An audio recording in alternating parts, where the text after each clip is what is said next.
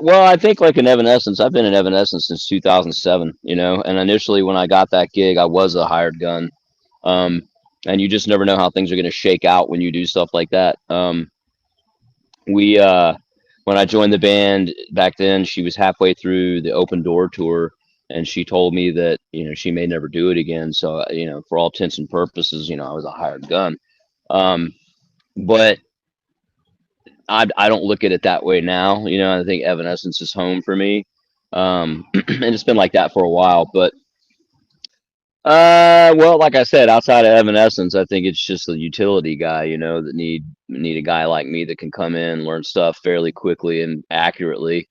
And there's a lot of guys out there that can do that, but again, it all kind of goes back to being able to do that, but then also being able to get out there and be a cool guy, be responsible, show up on time. I mean, these are things that most people would consider to be really simple, but you'd be surprised how many people don't roll like that. So I think that's a big part of it. So, did you ever plan to end up this deep in the Evanescence world, or did it just kind of block in over time and just became a thing? That's a good question, man. I mean, kind of going back to what I was saying when I got in that band in 2007, Troy, the guitar player, and I came in together, and we came from a band. Well, we were still in the band at the time. We were in a band called Dark New Day with Clint, the guitar player from Seven Dust, and his brother Corey, who I was in another band with, who's now in Seether.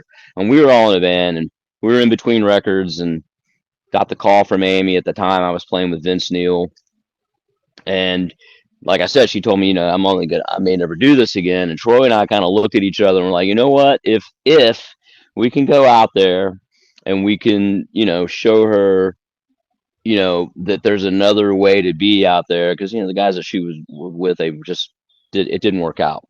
Mhm. If we can kind of like show her that, it can be different in a good way, maybe she'll want to do this again. And it took, I mean, after that tour, she went away for 5 years.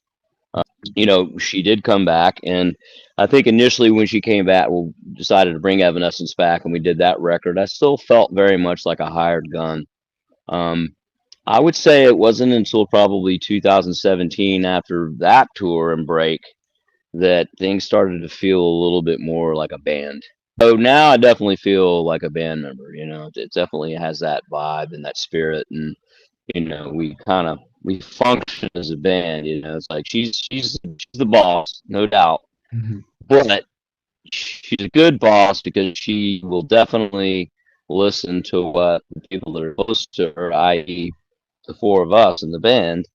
She'll listen to what we have to say, and definitely roll that around in her head and kind of come to a decision. Evanescence has had a lot of lineup shifts over the years. What makes it still feel like home for you? Mm. Well, again, like myself, Troy, and then also Tim, he was the bass player when I came in, but he's now on guitar. The three of us have been there for 20 years. We've just had a switch since I've been there at guitar.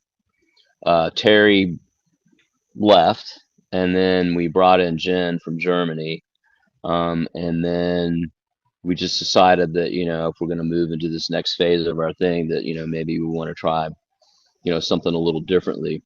And so there's only been, I know it seems like a lot, and it's, if you count the people that were in the band before me and Troy, yeah, it is a lot. But over the last 20 years, it hasn't been that much. When you're in Evanescence mode, what changes in your drumming compared to other bands? Well, Evanescence is a band that's, look, the drumming is not overly complicated.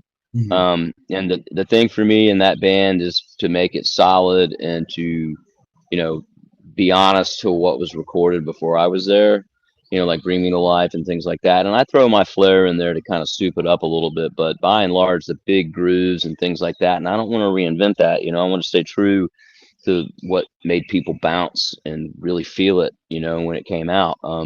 As goes back to, like take Bring Me to Life, for example. I mean, people love that song. It's a huge song. And what you have to remember is that, sometimes you're not always doing something for yourself. You're doing it for the people that have given you giving back to you and giving you a career, and you want to, sometimes I look at it from a sense of pride, and gratitude, like, thank you guys so much for being here for so long for us, and I want to give you everything that I got on this song. And but you kind of come from a different mental standpoint when you do those things, and you're looking at it from the viewpoint of being a fan. Like if I go see a band that I love, maybe they played that song, like you said, 1,000 times. But when they get up there and they give it their all, and it's like the first time they ever played it, that's the coolest thing ever. So, I'm a fan. So I want to be that.